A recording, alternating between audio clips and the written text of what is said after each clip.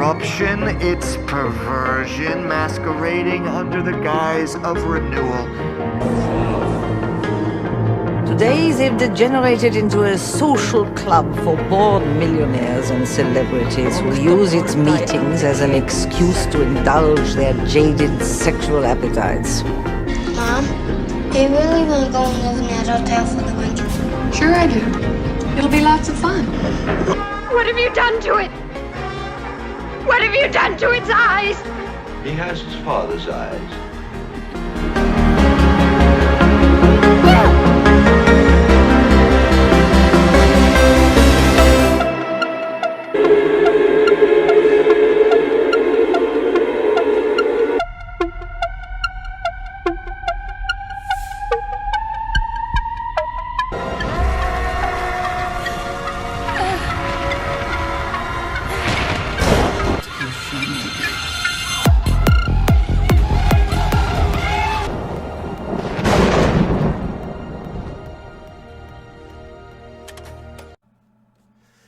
Welcome, Uncensored Cinefiles fans, to a special short podcast review of The Terminal List. Wow, short. Yeah, short for us. So 2 hours.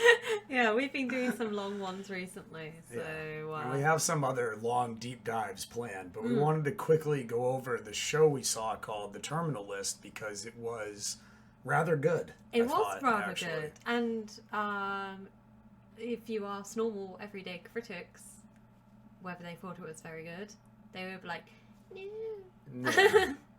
The Rotten Tomatoes score was a 39, but the yeah. audience score was a 95 It's insane. percentile.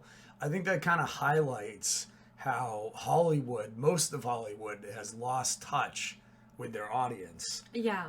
Because high critic scores generally mean the movie sucks now. That's not necessarily true. As a former, I don't think I'm no longer on Rotten Tomatoes, unfortunately. I've got one of them here. We found one of them. I always found it kind of hard to score movies because I think the review should be a bit more like, when you're writing a review, I think it's really hard to sort of then just, like, you might like aspects of the movie, but then you might think it was like ambitious, but it was like let down because of, like, say they didn't have very good sound, or they didn't have like the best performance from the leading actors, but the premise of the movie was good, the idea was good. And I think people should try to remember that it's very hard to actually make a movie, especially, like, I'm talking more about like independent movies, not say The Terminal List, which has obviously got high production value. But I just think I personally don't like to give things a score. Yeah. And I hate when I was used to do like stuff for like other review sites and have to give a score. I always felt like, it's very hard. Like, I rarely gave anything like a low score. Yeah. I think I once gave a film, like, I refused to give a film a star rating because I couldn't,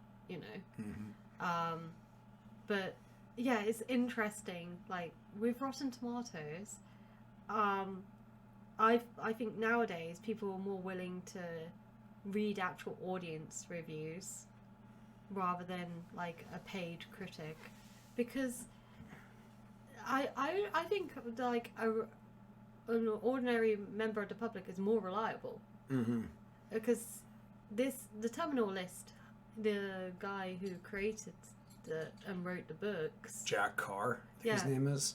Yeah, he even said, we didn't make this for the critics. And I think that's like a lot of people, filmmakers nowadays and creatives are saying that, like, you shouldn't set out to make a film in order to get a good critical, reception. It should be about entertaining your target audience. Yeah. Sorry, that was a bit of a ramble. It's not the Jack Carr guy did a really interesting interview with Fox News about this, and he was saying that, they made this movie to entertain the operators, like to entertain Navy SEALs and people from the military, and that was their target audience. And because they did it that way, it actually came out really, really good in terms of how accurate it is militarily. Yeah. And the fighting scenes are extremely well done. Like the feeling of the fog of war that you get in the first episode where they're in the tunnels. Yeah.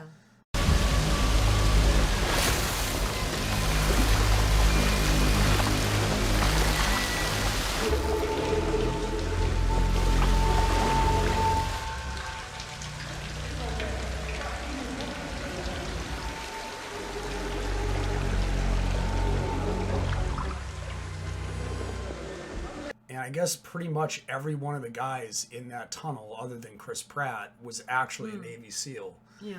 And they hired a bunch of Navy SEALs to make sure that because they were explaining it in one of the reviews where they were talking about how Navy SEALs are able to identify other Navy SEALs, not based on how they look, but based on how they move. Oh, really? So they were saying, like, when, they move around corners in a certain way, they realize that that's like an accurate Navy SEAL movement that only operators would be able to see. And because they made it so accurate, I think it did really well with a lot of people that are looking for something realistic, that's not woke, it's not left or right politics. Yeah. It's just a good show. It's a good show, and I think a lot of the problems with the critical reception has been because it's starring Chris Pratt. Yes. And I guess like he has some religious views. I think he's like, I don't know what part he's in a church or something, which is apparently like anti-LGBT or something like that.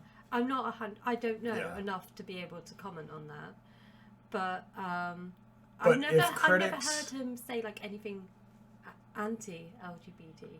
So these are LGBTQ plus critics that don't want anyone to judge anyone else. But then as soon as someone believes in something they don't like, they all pile on and judge that person for expressing their religious views. It's like the most hypocritical thing ever. It's insane. I can't. What if I am like a proud feminist or something? Oh, I don't know how I'm supposed to like. Yeah. So as a proud feminist, how did you feel about this film? Oh well, I loved it. I like it. No, I mean it in like it had strong female characters. Sorry, not film. I said film. It's a TV show. It had strong female characters. There's like the journalist who's really like a quite interesting character. She's very, very like complex. Like she goes on the story arc and the character arc. There's the wife who is, unfortunately doesn't stick around for long due to like. Yeah, this review includes spoilers. Yes, she dies, but we discovered like she is a professional runner. Yes. And she's, a strong, like, role model for her daughter. No, she's totally a strong woman. Yeah, and she's an interesting character.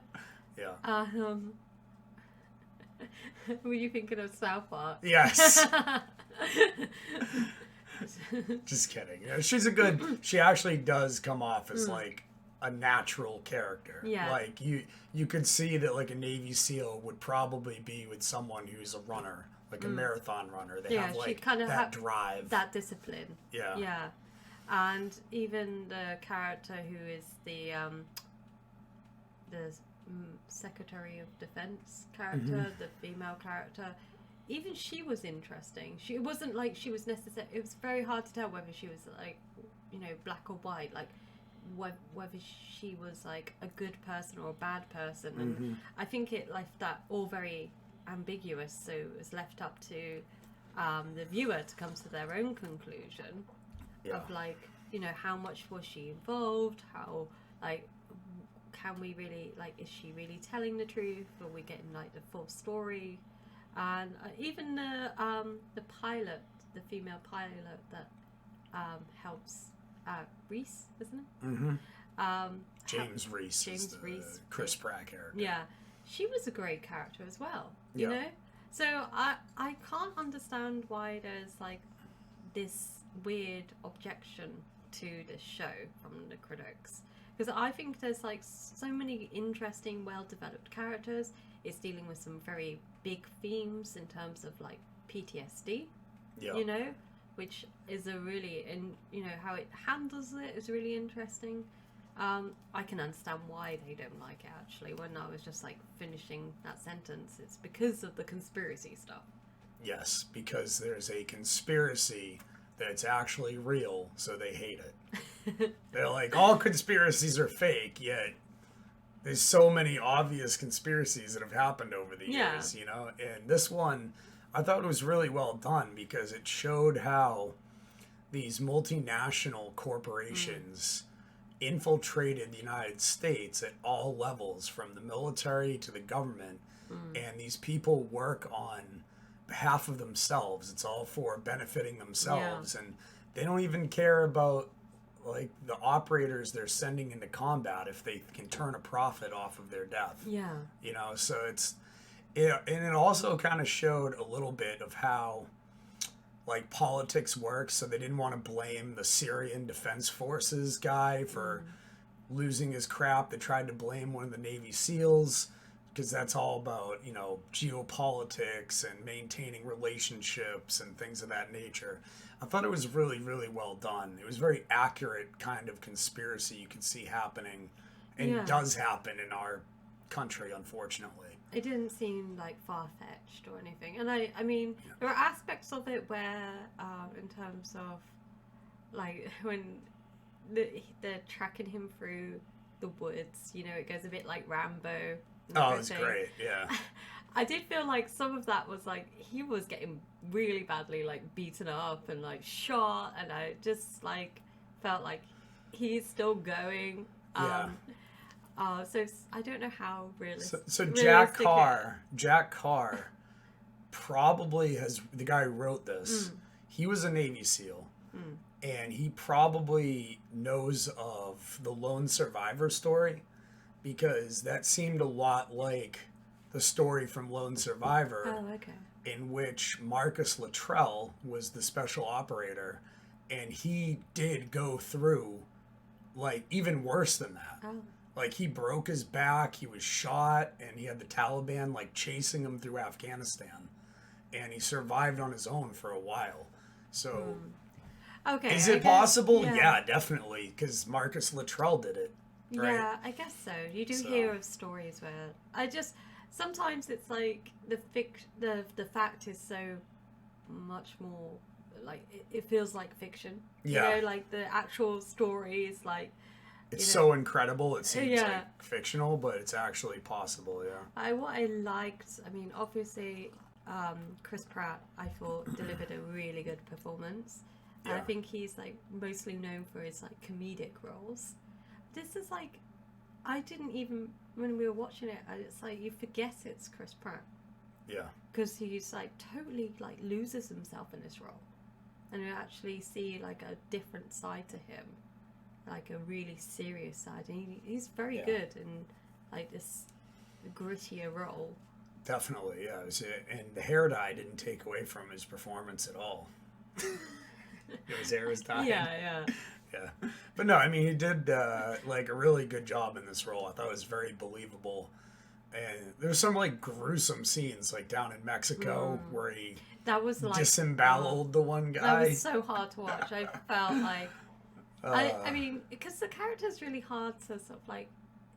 Sometimes he does things, and you're like, you find it really hard to sort of like. Connect with him. I don't know. Like he's like, I clearly understand that he's going through trauma, and he's driven by like revenge and everything. But some of the stuff that he does is very questionable, very, you know. Yeah. Like.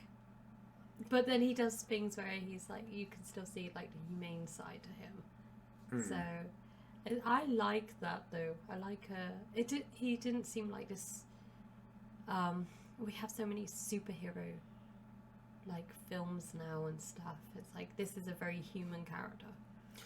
Yeah, and they didn't make it they didn't make him into a superhuman, which they do too often now. Like the new Modern Warfare game, they turn all the characters into like these super human characters that you know aren't gonna die. Really, it's like too much of like how Star Wars did that with the new Star Wars films, where like they introduce these characters and it's like they have to build them up to be like selling merchandise for each one. You know what I mean? It's like that's not how like reality is. Like, you know, if he was being chased by like an HRT team, he would be getting like beat the hell up, and the environment would be like taking a toll on him as he tried to crush. You know, it made it seem more realistic, right? Like when they were taking down the cartel group, you weren't sure if they were gonna make it. You know what I mean? Like they were getting shot at, and they weren't like superhuman. You know what I mean? It just made it seem more realistic. Yeah. I do think bringing in the Navy SEAL guys to help them with that stuff made it a lot more realistic. I also think the critics hated it because it showed the powers that shouldn't be actually being held accountable for their stupid conspiracy by American operators, which I think they fear quite a bit. Tell you that thing with the bag, Saul. Please. Listen. Hey, that thing with the bag, that was unpleasant for both of us, okay? Help! Help me! Help me! Somebody, please! I think the powers that shouldn't be do fear the fact that the United States has a ton of veterans that have combat experience now for the last 20 years. We've been in war, and now they're all at home, and they can probably see some of the conspiracies happening. You know, medical conspiracies like in the Terminal List, where these big pharma corporations are doing very nasty things to people, like in the Terminal List. And then an American operator holds them accountable for this, which is similar to like my book, The Lost Truth, which is kind of what people in the conspiracy theory movement want. We're trying to reach operators and military personnel and let them know what's going on, because we need them on our side to take this country back. I think it's interesting as well in terms of like other content out there. It's like everything nowadays seems to be like already to like associated with a pre-existing IP. So you know, like the Rings of Power. Oh yeah, right? Terrible. Terrible you know, show. The Game of Thrones show. All of these like shows and or like all the stuff that Disney Plus comes out with, and it's like very hard now to actually have something that's kind of original. I know that this is based on a book, but it's not like we've seen this character before. This is like a completely new, you know, like an adaptation of it. And I think like I don't know, it's really hard to get like people invested in watching something which isn't like a brand that they already recognize, you know. And it's almost like just because there's, you know, it's a white male who's the lead, you know, and so many shows nowadays don't seem to want to have that, you know. Yeah.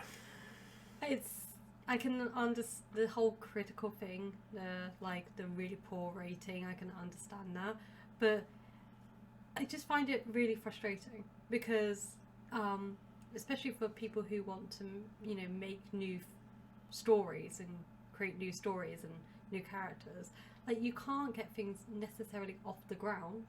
Yeah. And like independent movies nowadays are very well. It is like you have to cater to a certain. I think it's hilarious. They hate a movie or a show about conspiracy theories when some of the most critically acclaimed movies of all time are about conspiracies. Yeah. The Godfather is about a criminal conspiracy of Italians. Yeah. Right? I mean, it's just...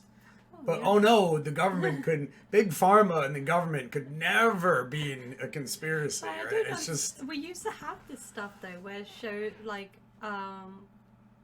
you know, there were movies where it was, like, going against Big Pharma. Look at... I don't know if you've ever seen Awakenings. Yeah, that's because the left used to be against the big corporations.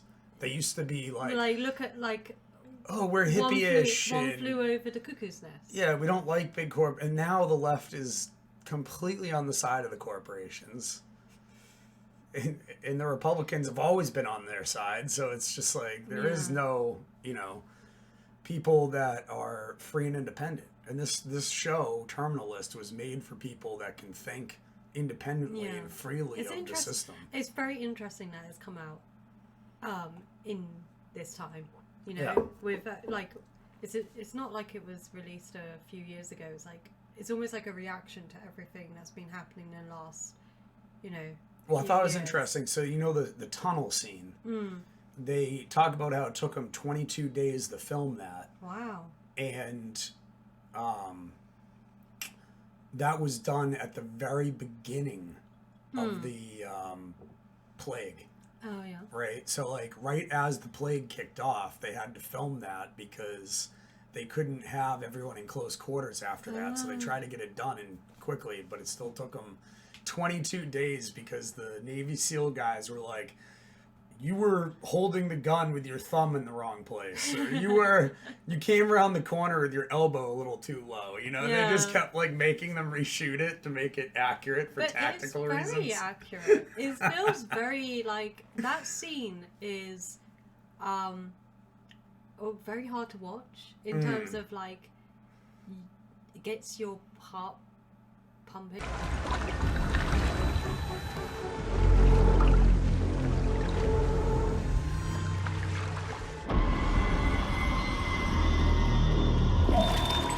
Efendim, Zeke uyarıyor. Dur! Patlayıcıyım ha, iletişim yok.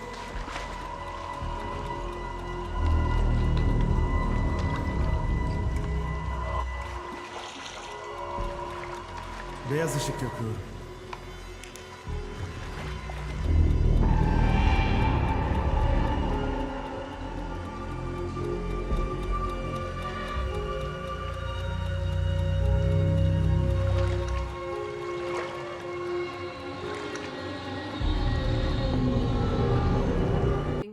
It's like you feel like you're there. Yeah. And it's very immersive. Yeah. They also refused to put more lighting down there because the Navy SEAL guys were like, Syrian people wouldn't have lights leading down to their base. They're not gonna have lights. They're gonna have lights in there, so they made it dark, which made it like impossible to film. Yeah, I know. That's what I like. It's real. It feels realistic. It feels, you know. I didn't know it was all actual Navy SEAls that were in the. Yeah. So it's really well done. I thought it's a great show. It's not left or right. It is conspiratorial, but the best movies are about conspiracies. Yeah. Right? I mean, that's just... It has a strong, like, character who, like, goes on an interesting arc. He's not, like, necessarily a straight good guy. Yeah. You know? He, like, makes questionable decisions, but you can understand where he's coming from. And all the other, like, the side characters, the side stories, they're all very interesting and they all tie back. And I like the characters, even the FBI guy who was, you know, trying to track him down and everything. And yeah, he was a good actor. Like, they're all really interesting, well-developed characters, you know? Like, even the corrupt army generals and officers, like... Yeah, the head FBI guy was, like, good at the role and a good actor. Yeah. And you didn't get the feeling that he was picked because he was black. You got the feeling that he was picked because he was a good actor and good for that role. Yeah, and that's how it should be. All of the, like, I just felt like the people who were chosen for the roles were based on, you know, their acting ability. Yeah, absolutely. And they did a good, all of them were good. Yeah. Right? So, there was no bad, like, shitty acting in the show. It was all well done. I mean, it's, considering, like, the last time we tried to watch a TV series, which was She-Hulk, and we couldn't even really get through. All right, we hate watched that one. Yeah, Right? we couldn't even get through like one episode. Yeah. I would just think like it's great to see like a show like to be fair, House of Dragon's not too bad, but it's still, you know, it's nowhere near as engaging as the Terminal List. It's like a show that really, like, you want to keep watching. Like, you know, you're invested in the characters and the story, and you want to know the resolution. Yeah. I will give House of Dragons one thing. At least George R.R. Martin isn't making us watch a bunch of flopping dongs to see the dragons. The dragons are at the beginning of the show. I feel like that show is the only saving grace of that show is Matt Smith. You know, the guy who's the brother. The blonde guy. They're all blonde, but yeah, the younger guy, the one who's Damien. The one that's like off in Dragons. Yeah. What we're not. Why are we talking I about don't that? know. This is a Terminal List review. All right, what was your favorite assassination from the Terminal List? Oh, it has to be when he gets that bomb outside the building to get to that. Oh, the improvised. Yeah. The IFP or whatever it's called. That was like, oh my god, what is? Because we weren't sure what it was. Yeah, we I was like, what? is I've heard of an IED, but what is an IFP? I had to look it up. And you were like, is he gonna get him? Is it, you know, because it's really, and then you see the reporter coming up. Closed the deal yesterday, Ms. Buranek. Given what happened with Mike, it seemed indecent to make the announcement today.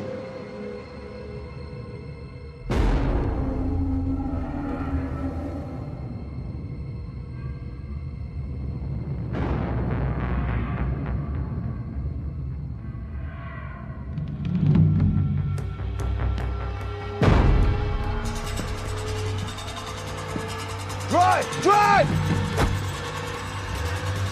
Move! Move!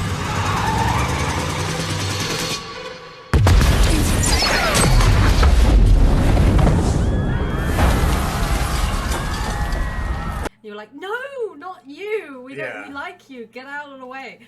That was really good. But also, like, everything felt like you didn't know what was going to happen. It wasn't like you're like, oh, is he going to get this person? You know, we're just like anticipating something bad was going to happen. Like he was going to be caught at any point. Like there was some really good situations and stuff where you're like on the edge of your seat. I thought the one where he got the naval commander in the building. That was also good. He made the guy go in and blow himself up. That was pretty intense. Assume for conversation's sake, Admiral, that I already do.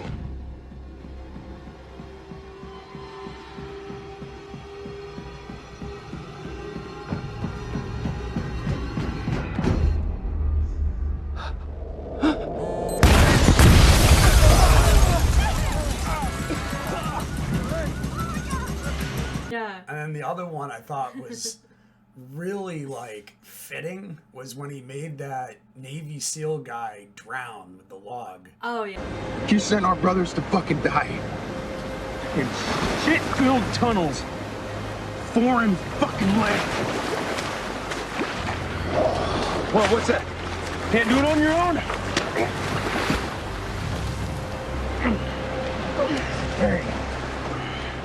Yeah, Buds, we never had to carry the weight alone. Always had our buddies on our left, on our right. You need your team, you call for them. Where's your team, Bill? Yeah, that was good because we'd already. He's like, "Where are your brothers now?" Huh? Yeah. You know, that was just because we'd perfect. seen the training, and that's what's like really interesting. It's like we see the past. You know, there's like flashbacks, and it's like they have a point to them. You know, it's not like just showing you a flashback for the sake of it. And some scenes, certain memories are repeated. You know, and it's like very symbolic. I think, like, I will just say one thing. It did annoy me, and then when I mentioned it to you, you were like, oh, what? yeah. He's writing his little list on the back of his daughter's drawing, and he starts off with it in landscape. Yeah, right? that's right. And then, like, halfway through the series, it changes to portrait. Yeah. And I'm like, okay, that's really frustrating me, because when he started doing it in landscape, I'm like, that's not giving him very much room to write a lot of names. Yeah, and it was. And they it were was like, they annoying, must have realised that. And they were like, oh shit, we need to change it to portrait. No one would notice. Well, I did, Yeah, because of course. I always notice these things. Because you were annoyed. He was writing it in landscape. And as soon as you said that, I looked at it and I was like, oh yeah, he's writing it in landscape. Why would he make the list that way? When obviously we're only in episode like 3 or 4 and this list is already at the bottom of the page. Yeah, it's like... So then they were just like... it's so frustrating. Sorry. You can't just do that, Hollywood. We will catch you on these things, okay? The name of the show is Terminal List. You can't have him writing the list one way and then change it halfway through the season. You know, maybe he had to, like, I don't know, start tipexing someone's name now, like, rewriting it, and he was like, I'm just gonna squeeze it in, you know, when you're trying to, like, Well, he could have wrote, like, a line down the middle and then had the other half of the... Because he wasn't writing all the way across. Or written a little bit smaller. He was, like, writing in, like... Like how my daughter writes stuff. She starts out with huge letters, and then when she gets to where she doesn't have space, it starts, like, you know... But yeah, there's more books in the series. So the character, which is interesting because the character has a brain tumor. Yeah. So I guess that's got to get cured at some point. Yeah, but I'm excited. I hope they bring back the series. Yeah, they are. They've already announced a season 2. So I'm very Suck much it, looking. critics. Oh no! Critics got felted. Oh, before we finish, I just want to say that the opening titles are really good. Yeah, you know, the intro. credits. Yeah, I love that. Like how some we love the shots of the medals, and then it like goes to the MRI scans and stuff, like the dissolve shots, and the music's really well done. Yeah. And that's what I like. I like when they like shows actually put thought into their opening credits. You know, it's short. Yeah. It's not like 2-minute intro.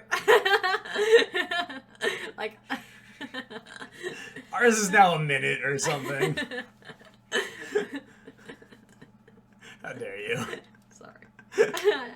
No matter how short I make our intro, there's gonna be someone who's like, make it shorter. It's like 5 seconds long. It's too long. But anyway, so yeah, we highly recommend the Terminal List. Yep. So. Very well done show. I guess the last thing I'll add to it is I thought, because you mentioned it, I thought they did a really good job of showing how the Navy SEAL training comes back to them while they're dealing with desperate situations. Yeah. And I thought that was like really well done. That also was depicted in the book The Lone Survivor, which they made a horrible movie from, starring Mark Wahlberg. Marky Mark. The book itself is great. Just read the book. Don't even watch the movie. And then go watch The Terminal List, because The Terminal List was really, really well done. So. Yeah.